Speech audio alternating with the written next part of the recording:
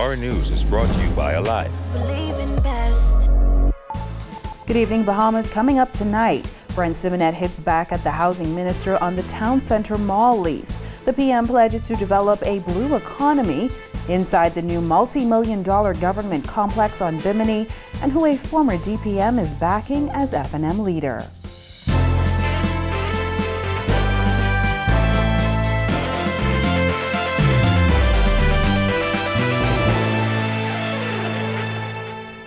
Welcome to our news and thanks for joining us. I'm Jillian Gray. Topping news tonight, a 32-year-old man was charged in the magistrate's court today in connection with a domestic dispute where a woman was beaten and run over with a car on Key West Street. Ray Latario Sands of Jones Heights was charged with 2 counts of attempted murder and 1 count of exposing a child to grievous harm. He was remanded to prison until February 2022. Former St. Anne's Member of Parliament Brent Simonet is hitting back at the Transport and Housing Minister, whom he claims left out details surrounding government's lease for the town centre mall. He said it cost the government nothing to move into the space. Bethany McDermott reports. You know, if you want to lay the facts on the table and then make some comment that they stand for themselves, tell the whole truth. Don't just give a little bit of it. Former Cabinet Minister Brent Simonet blasting Transport and Housing Minister JoBeth Colby-Davis, asserting she failed to give the full story about the town centre mall lease, which houses the General Post Office. Colby-Davis recently tabled the lease, which revealed that government is spending $820,000 annually for the space owned by Simonet and his brother. First of all, when you lease a building, you lease the 4 walls usually, and then you build out inside. The government didn't do that. The town centre mall built the interior out for the government. They had no money. So where they had quotes that it was going to cost them $3.5 or $4.5 million, they didn't spend any of that money. The landlord did. That's point number 1, which she didn't say. The resolution to allow the government to enter into a lease agreement with the landlords of the mall to house the post office was passed in 2018. The decision was steeped in controversy. The opposition and at least one F&M MP felt it was a conflict of interest, as Simonet was still a cabinet minister at the time. Colby-Davis told Parliament the government paid $500,000 to upgrade and improve the property. Simonet said that isn't the full truth. That was works requested by the government that they could not afford to do, and the landlord did it for them on the terms that they would be repaid over the 5-year lease at prime, the rate of prime interest. You can't borrow at prime interest. If you and I can't borrow at prime interest, it's prime plus something. So there again. So that stuff was TVs, computer wiring, security systems, special stuff. The former St. Anne's MP also insisted that the rental fee of $12 per square foot is a drop in the bucket compared to other spaces. When compared to the plan left by the former Christie administration, Simonet suggested that this was more beneficial for the government. The previous administration, the PLP, wanted to rent some 75,000 square feet for the post office and had agreed in principle to rent from a different person who was buying the mall from us for $25 a square foot. They're also going to put a court upstairs and rent that for $25 a square foot plus. Matter of fact, they're proposing to sign a lease on a spot that wasn't vacant, that when it came vacant. Simonet doesn't feel the details of the lease is the cause of the frenzy surrounding the post office. The real issue is that Brent Simonet got a lease from the government of the Bahamas, right? That's the real issue. Now, whether I was in cabinet or not, how many debates have you seen in the House of Assembly where we had a whole day doing a resolution? None. So this is breaking ground all over the place. There's nothing illegal about it. Now, Simonet says if the PLP government isn't pleased with this arrangement, then they can find a new home for the post office once this lease ends in the next few years. Reporting for Our News, I'm Bethany McDermott. Prime Minister Philip Brave Davis pledging to develop the Bahamas' blue economy. Davis made the comments as he praised MSC Cruises during a groundbreaking ceremony for its conservation center on Ocean Key, while also reiterating the need to operate responsibly. Jasmine Brown reports. Just 20 miles south of Alice-town, Bimini lies MSC Cruises' private island Ocean Key. The 95-acre island with 1.5 miles of beachfront property was the latest setting for Prime Minister Philip Brave Davis to warn about climate change and its impact on the Bahamas. He says his administration will tap into the blue economy. My administration has made clear its commitment to developing the blue economy, a term of art as well as science that speaks not only to the potential economic benefits which may be derived from our seas, but also support for the many ecosystems on which our lives and livelihoods so crucially depend. Davis made the comments at the groundbreaking ceremony for MSC's Conservation Center on Ocean Key, where students from the University of Miami and Nova Southeastern University will conduct coral research. The cruise industry is notorious for its history of unsustainability, pollution, and contribution to marine degradation. 2 years ago, Carnival Corp was fined $20 million after admitting to dumping food and plastic waste in Bahamian waters. But MSC Executive Chairman Pierre Francesco Vago says MSC is determined to be responsible in its operations, adding the island and soon-to-be-constructed conservation center are proof of that. Together with Bahamian authorities and partners, we have claimed this island back for nature. We planted over 70,000 local plants and shrubs that now cover it. Many fish species and lobster now populate its reef.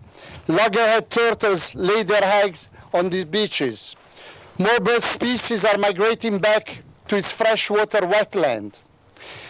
Establishing this paradise is a long-held dream of my family. Davis says MSC's project is exactly the kind of initiative that his government wants to prioritize and called for MSC to be mindful of other issues. As you drive this venture forward to what will hopefully be a very successful future, I encourage you to also keep other causes in sight.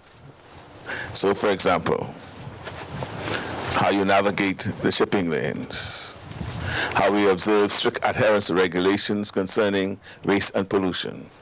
And we could do whatever we possibly can to avoid damaging the seabed and those prized coral reefs every time we lay an anchor in our beautiful aquamarine waters. Reporting for our news, I'm Jasmine Brown. Well, a former FNM cabinet minister is throwing his support behind Marco City MP Michael Pintard for FNM leader. However, he admitted he doesn't think one of Pintard's opponents should run for the top post. Bethany McDermott has that.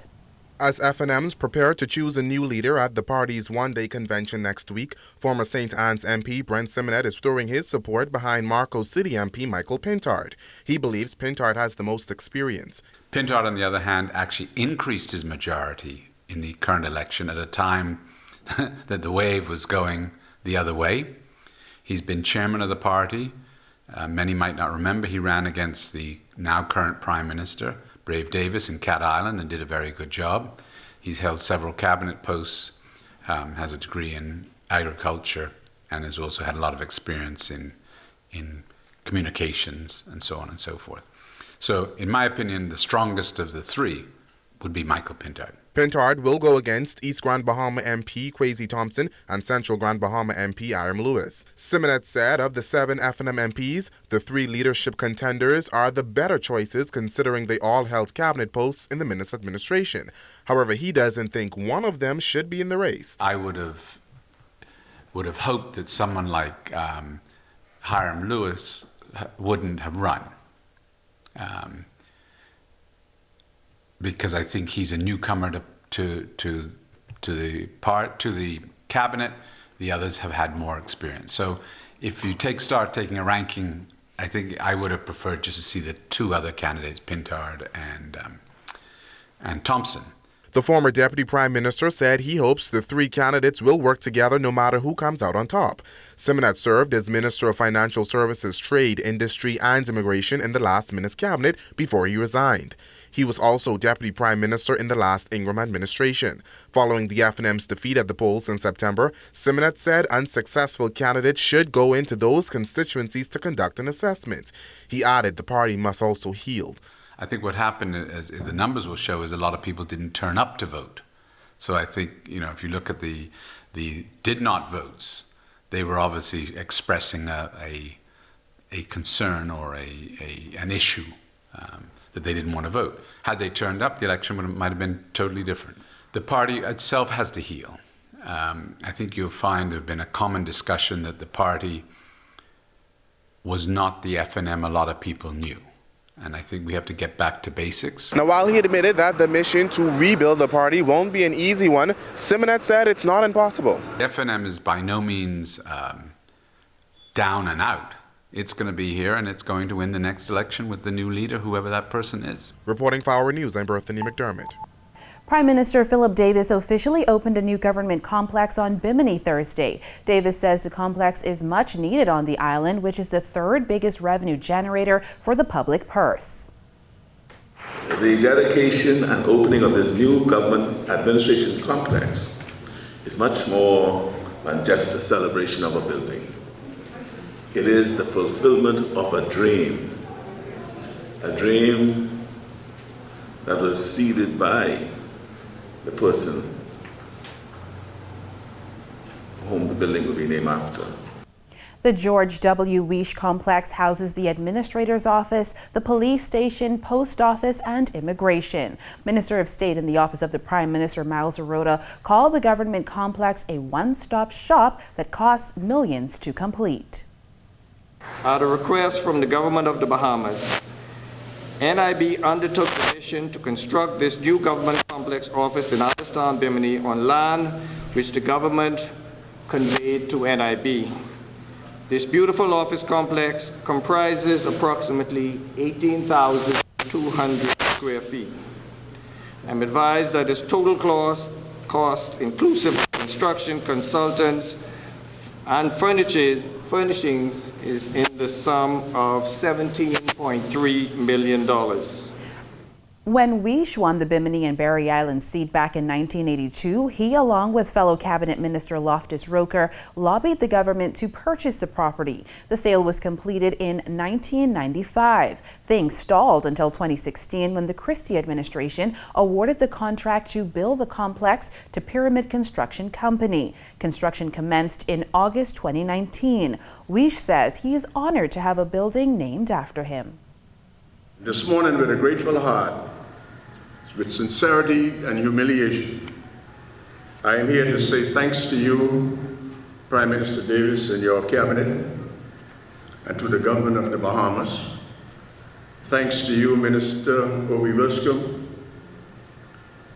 and all and sundry for this honor. Well, Abaco could soon be back on top as a favored tourist destination. 2.5 years ago, the island was the fastest growing destination with a growing economy. Dorian brought all of that to a screeching halt. Now it seems they are about to bounce back with the help of a telecommunications partner. Jerome Sawyer reports from Abaco tonight. Abaco is open for business. It's been 18 months since Hurricane Dorian, and there are signs of progress.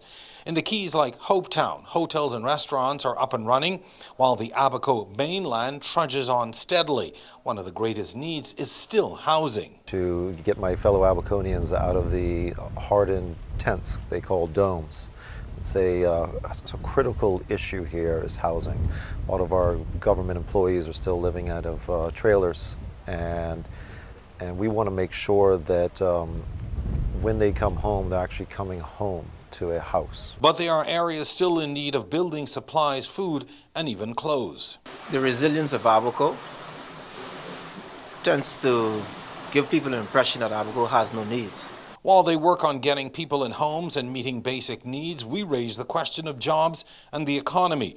Pinder's hoping for concessions and duty-free extensions. It's key that we have our tax-exempt status extended. I know the Davis administration had recently put back in the vehicles in that, and that was really helpful. Now is the time, and Abaco's coming back strong. Demand is huge, and we're only limited by supply which can be overcome with certain incentives such as that. Pinder, who also serves as the Minister of State for Tourism, spent time with the Alive executives on Friday as well, where both sides discussed technology needs and growth potential for Abaco. I firmly believe that internet is an infrastructure, just as roads. It is needed on more so of a case than ever before, particularly with virtual learning for the children. The infrastructure is really an essential service, right? You need connectivity in today's day and age. And so the products that we're offering, the wireless broadband services, the connectivity on the mobile side, allows small businesses to be able to operate mobile, so that, offering that mobile service so they can go anywhere, the fishermen, the construction workers, the small businesses that are doing deliveries. The Abaco market holds much promise for Alive.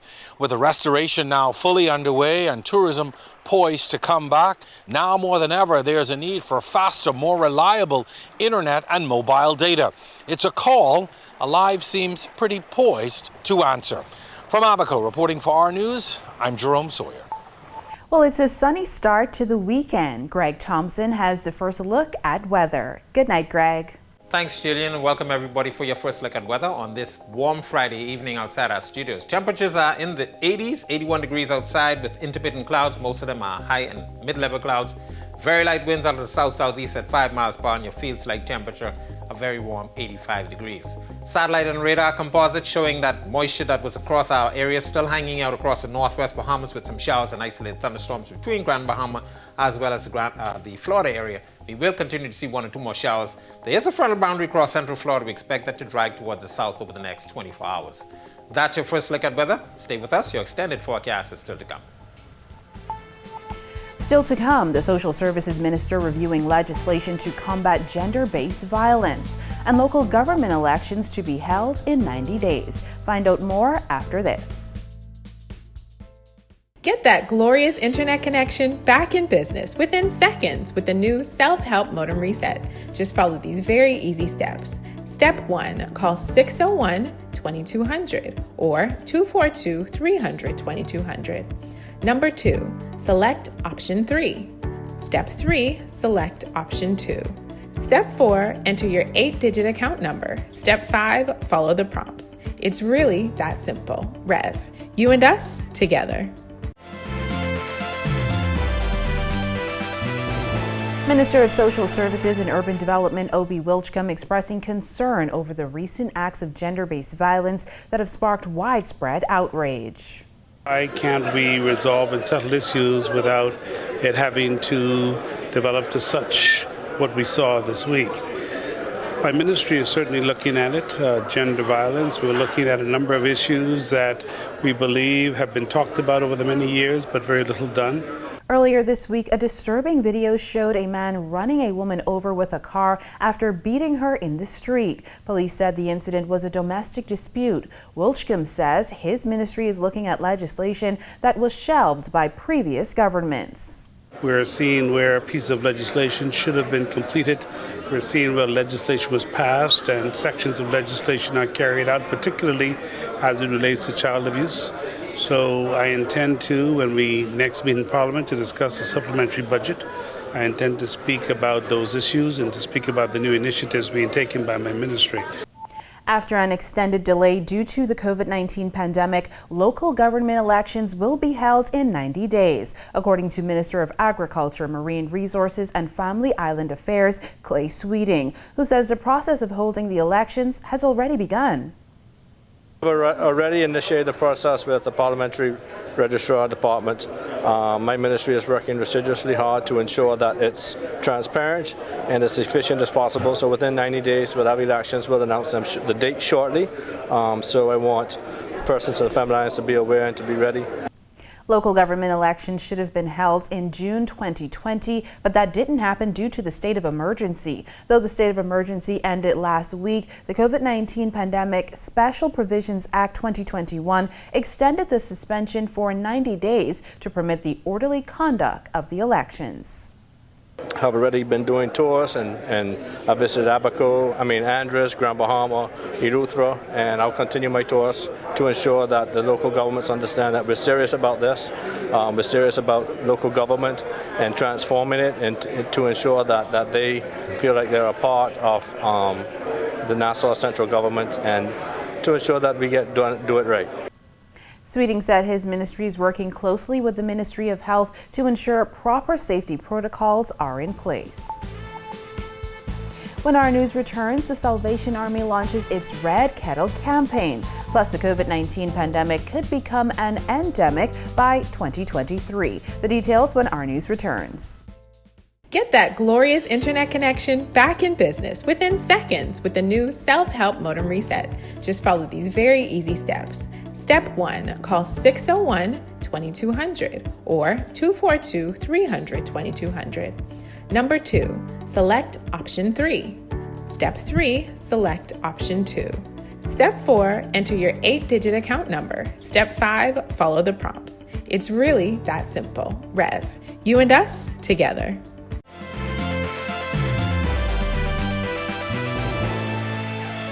This is our news. Welcome back.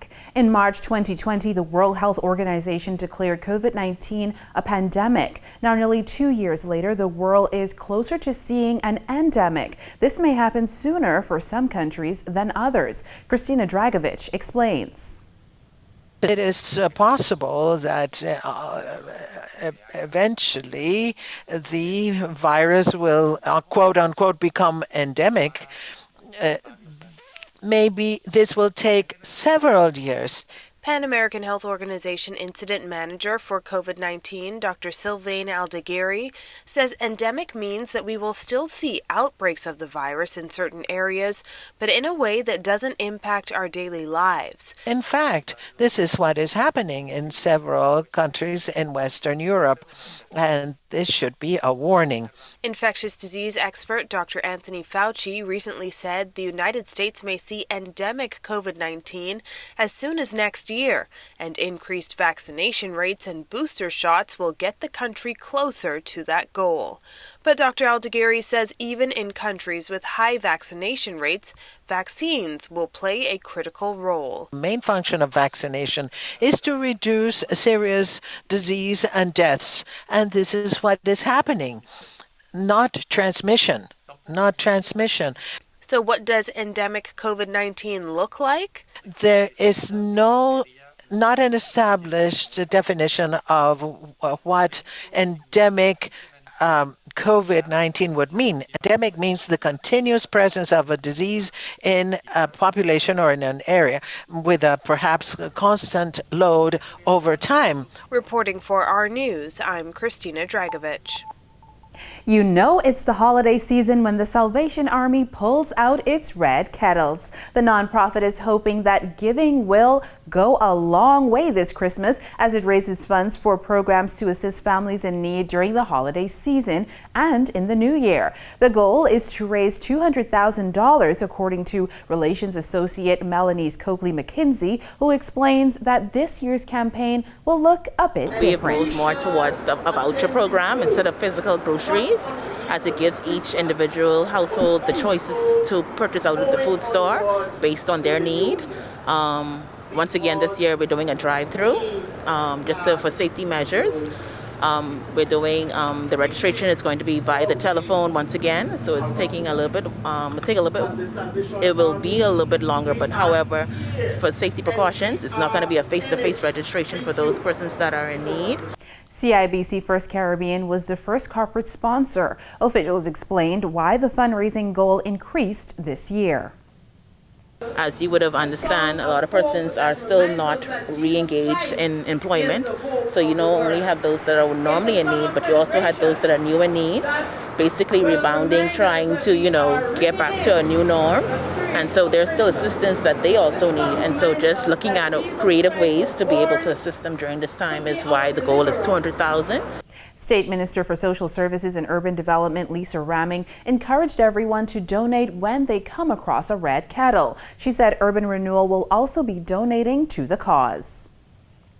Most times when we attend church, we think about giving $1. No. You know that the pandemic, a lot of people have lost their jobs, but we still want to give Christmas cheer to those who may not even be able to buy Christmas meals or even afford to buy a toy for their kid.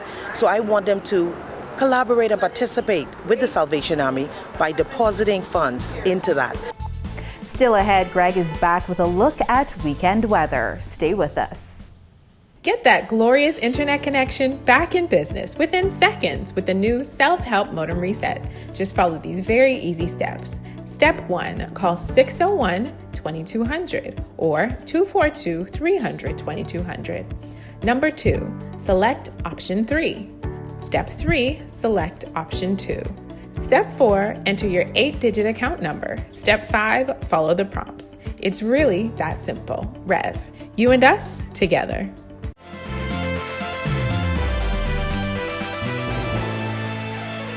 Expect some showers over the weekend. Greg is in studio with the extended forecast. Thanks again, Julian, and welcome back, everybody, for your second look at weather. Taking a look at our satellite picture, that moisture across the northwest Bahamas still in place, associated with the front boundary that's now dragging across central Florida. Should push into the northwest Bahamas later on tonight. There is a second front we expect to get in here sometime by Sunday into Monday. That one will usher in a nice change in the air mass. So we're looking at some cooler temperatures beginning next week, but some more showers and thunderstorms associated with the front boundary tonight through tomorrow should be in place as it pushes towards the south. Of course, the tropics, quiet right now. We're winding down the Atlantic hurricane season, and tropical cyclone formation is not expected through the next 5 days. Boating forecast for the northwest Bahamas tonight through tomorrow. A small craft caution is in effect for you guys out there. Winds will become northeasterly once that boundary goes through at 15 to 20 knots. They will be gusting higher times, seas 4 to 7 feet. High tide will be at 7:48 tonight. For the central and southeast Bahamas, an east to southeast flow, 10 to 15 knots expected. Seas will be running 2 to 4 feet over the ocean. Here's a look now at your national forecast.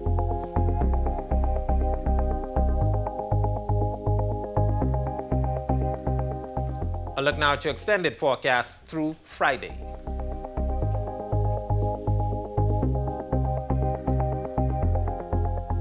As that second boundary pushes in here by the end of the week and into next week, cooler temperatures expected. Back to you, Jillian. Thank you for joining us for our news tonight. On behalf of the entire news team, I'm Jillian Gray. Do have a great weekend.